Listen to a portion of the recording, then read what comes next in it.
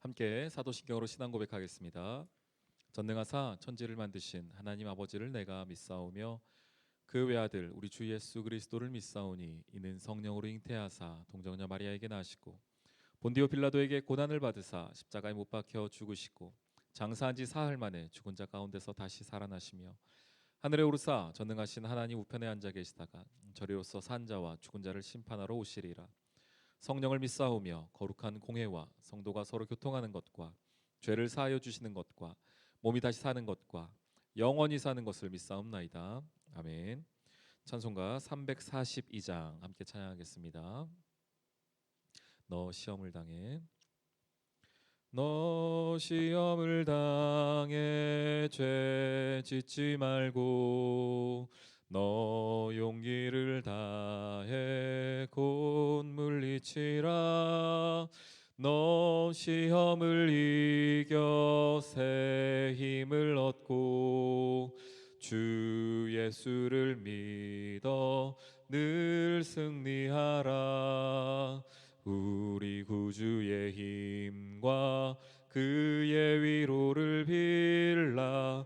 주님 내 편에 서서 항상 도우시리. 내 친구를 삼가 잘 선택하고 너 언행을 삼가 늘 조심하라. 너 열심을 다해 늘 충성하고 온 정성을 다해 주 봉사하라. 우리 구주의 힘과 그의 위로를 빌라. 주님 내 편에 서서 항상 도우시리. 잘 이기는 자는 상 받으리니 너 낙심치 말고 늘 전진하라. 내 구세주 예수 힘 주시리니 주 예수를 믿어 늘 승리하라.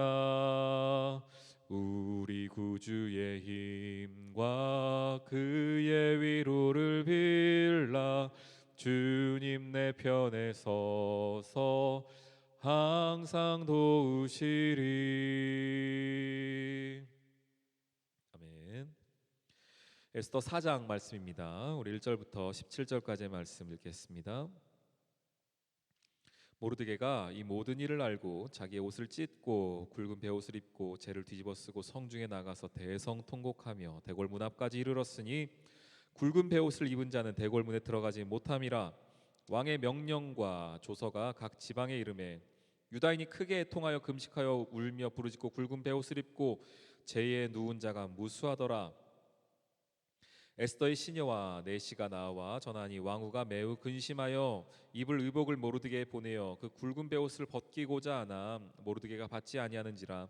에스더가 왕의 명령으로 자기에게 가까이 있는 내시 하닥을 불러 명령하여 모르드게에게 가서 이것이 무슨 일이며 무엇 때문인가 알아보라 하매 하닥이 대궐 문 앞 성중 광장에 있는 모르드게에게 이르니 모르드게가 자기가 당한 모든 일과 하만이 유다인을 멸하려고 왕의 금고에 바치기로 한 은혜의 정확한 액수를 하닥에게 말하고 또 유다인을 진멸하라고 수상궁에서 내린 조서 초본을 하닥에게 주어 에스더에게 보여 알게 하고 또 그에게 부탁하여 왕에게 나아가서 그 앞에서 자기 민족을 위하여 간절히 구하라 하니 하닥이 돌아와 모르드게의 말을 에스더에게 알림해 에스더가 하닥에게 이르되 너는 모르드게에 전하기를 왕의 신하들과 왕의 각 지방 백성이 다 알거니와 남녀를 막론하고 부름을 받지 아니하고 안뜰에 들어가서 왕에게 나아가면 오직 죽이는 법이요 왕이 그자에게 금규를 내밀어야 살 것이라. 이제 내가 부름을 입어 왕에게 나가지 못한 지가 이미 30일이라 하라 하니라.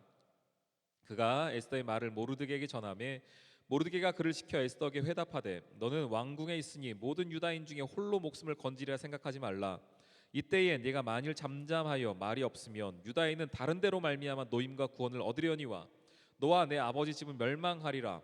내가 왕후의 자리를 얻은 것이 이때를 위함이 아닌지 누가 알겠느냐 하니 에스더가 모르드게에게 화답하여 이르되 당신은 가서 수산에 있는 유다인을 다 모으고 나를 위하여 금식하되 밤낮 3일을 먹지도 말고 마시지도 마소서. 나도 나의 시녀와 더불어 이렇게 금식한 후에 규례를 어기고 왕에게 나아가리니 죽으면 죽으리다 하니라. 모르드게가 가서 에스더가 명령한 대로 다 행하니라. 아멘. 네, 드디어 이제 에스더가 하나님의 백성들을 구원하기 위하여서 나아가는 장면을 보게 됩니다. 여기서 우리가 참 유명한 그 이야기가 나오죠. 에스더의 그 결의의 믿음의 고백이 나옵니다. 내가 죽으면 죽으리이다. 근데 이것은 그냥 표현이 아니었습니다. 그냥 자신의 믿음을 보여주고자 하는 표현으로 내가 죽기까지 내가 그런 믿음으로 나가겠습니다, 이 정도 표현이 아니라 정말로 죽을 수밖에 없는 상황이 지금 에스더에게 있었습니다. 이스라엘 민족은 이스라엘 민족대로 죽을 수밖에 없는 상황이죠. 하만의 그 이야기로 말미암아서 이제 12월 13일이 되면은 모두 다 죽음을 당할 수밖에 없는 상황이었고, 그 모든 문서들이 각 지방에 다 뿌려졌기 때문에 이제는 유다인들이 그 소식을 듣고서 함께 나와 베옷을 입고 또한 가슴을 찢으며 회개하며 주님 앞에 기도하는 장면들, 통곡하는 장면들을 보게 되었습니다. 그 이야기를 들은 에스더가 모르드게로부터 그 이야기를 듣고 나서 하만이 어떤 계략을 통하여서 그 일을 진행했는지, 동시에 그 왕궁 밖에 있는 다른 곳에 살고 있는 지금 유다인들이 어떤 상황이 있는지를 듣고 난 이후에 맨 처음에 이렇게 이야기를 합니다. 11절인데요. 모르드게가 에스더가 지금 왕후니까요, 네가 가서 이야기를 해야 되지 않겠느냐라고 말하니 에스더가 말합니다. 그럴 수 없다라는 것입니다. 왕 앞에 나아갈 수가 없습니다. 왜냐하면 왕이 부르지도 않았는데, 왕이 초청하지도 않았는데 먼저 그에게 나아가는 법은 없다라는 것입니다. 먼저 나아가게 되는 것은 그건 죽는 길이라는 것입니다. 왕이 부르지도 않은 사람이 왕 앞에 나아가는 것은 그것은 죽음밖에 없다. 근데 하나의 살 길이 있는데 왕이 그의 금규라고 말하죠. 그의 지팡이라고 생각하시면 될 것 같아요. 그의 지팡이를 그 사람에게 내어 밀면은 그거는 용서받을 수 있고 그 사람이 다시 그 왕에게 나아갈 수 있는 기회가 주어지는데, 만약에 왕이 그를 무시하거나 한다면은 그냥 죽을 수밖에 없는 상황이다라는 것입니다. 그런데 이미 지금 한 달 동안 30일 동안 지금 에스더를 왕이 찾지 않고 있는 상황이다. 그렇기 때문에 내가 지금 함부로 나아갈 수 없다라는 이야기들을 지금 에스더가 모르드게에게 전하게 됩니다. 그러자 모르드게가 말합니다. 그러면은 다른 사람들은 다 죽으라는 거냐? 그리고 너는 왕궁에 있다고 너는 안전할 수 있을 것 같냐? 라는 이야기죠. 모르드게가 말합니다. 13절에 에스더에게 회답하여 이르되 너는 왕궁에 있으니 모든 유다인 중에서 홀로 목숨을 건지리라 생각하지 말아라. 너 혼자 왕궁에 있다고 네가 이 어려움 가운데에서 유다인의 사람 모두 죽을 때 네가 살 수 있다고 생각하지 말아라. 오히려 네가 잠잠하면은 하나님께서 다른 것으로 말미암아 유다인들을 구원하실 것인데 너는 그때 죽을 수도 있다라는 것입니다. 너와 너의 집은 멸망할 것이다. 너의 아버지는 멸망할 것이다. 그리고 말합니다. 왕후의 자리를 얻은 것이 지금 이때를 위한 것이 아니냐. 네가 지금 그 자리에 있는 것이 지금 이 순간을 위한 것이 아니냐.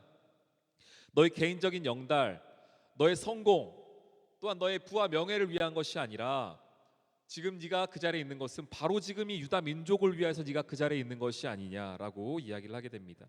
이때를 위함이 아닌가. 그 이야기를 듣고 에스더가 말합니다. 그럼 내가 왕에게 나아가겠습니다. 대신 나아가기 전에 내가 3일 동안 금식하겠습니다. 나를 위해 3일 동안 여러분들도 금식해 주십시오. 그리고 내가 왕 앞에 나아갈 텐데 혹시 왕이 나를 죽이면은 내가 죽으리이다 라는 믿음으로 나아가는 장면을 보게 됩니다. 오늘 이 모습을 통하여서 우리가 깨닫게 되는 것은 두 가지입니다. 첫 번째는 지금 여러분들이 계신 바로 그 자리는 하나님께서 계획하시고 하나님 가장 알맞은 시간과 알맞은 장소에 여러분들 그 자리에 두셨다는 것입니다. 여러분들의 그 가정과 여러분들의 그 사업장과 여러분들의 그 교회와 여러분들이 속해 있는 그 공동체, 그 안에 여러분들이 계신 그 이유는 하나님의 놀라운 뜻과 계획 가운데 가장 알맞은 곳에 여러분들을 지금 그곳에 두었다는 것입니다. 비록 그 자리가 조금 힘들 수도 있고요, 내 마음에 들지 않을 수도 있습니다. 그러나 하나님께서는 그 자리에 있는 여러분을 통하여서 하나님의 놀라운 일들을 계획하고 계시며 하나님께서 일하시길 원한다는 것입니다. 그 자리에 있는 여러분을 통하여서. 동시에 또 하나는 우리가 이런 믿음이 필요하다는 것입니다. 죽으면 죽으리이다. 하나님 앞에서 나의 삶을 돌아볼 때에 내 삶 가운데 우리가 죽으면 죽으리다 라고 말할 만한 일들이 사실은 그렇게 많지 않을 수도 있습니다. 그러나 우리 삶의 어느 순간에는 정말로 우리의 죽고 사는 문제, 혹은 내가 이 사회생활 가운데에서 믿음을 내가 버리느냐 버리지 않느냐라는 어떤 선택의 순간이 분명 다가오게 될 것인데, 그때 우리가 붙잡아야 될 믿음은 무엇인가? 죽으면 죽으리이다라는 믿음이라는 것입니다. 우리 귀한 성도님들, 여러분들이 계신 그 자리에서, 하나님 보내신 그 자리에서 하나님 뜻을 깨닫고 나아간 여러분 되기를 소원합니다. 동시에 우리의 삶 가운데에서 선택의 순간, 믿음과 또 하나님 말씀을 선택해야 되는 순간을 바르게 선택하여서 오늘 에스더의 고백처럼 죽으면 죽으리이다 라고 고백할 수 있는 믿음의 사람들 여러분 되시기를 주님의 이름으로 축원합니다. 오늘 이 하루가 하나님의 말씀 가운데에 승리할 수 있는 우리 귀한 성도님들 되시기를 주님의 이름으로 축원합니다. 우리 함께 기도하도록 하겠습니다. 죽으면 죽으리다 라고 말할 수 있는 믿음을 우리가 허락해달라고, 이것은 내 개인적인 결단으로 될 것이 아니죠. 그렇기에 우리가 함께 이 믿음을 위해 기도하기를 원하고요. 또 하나는 여러분들에게 주어진 그 직분 잘 감당할 수 있도록 하나님 붙잡아달라고, 우리 가정과 교회 다음 세대를 위하여, 우리 주일 예배와 또 섬기는 자 우리 회중들을 위하여서 우리 함께 기도하며 나아가도록 하겠습니다. 기도합니다.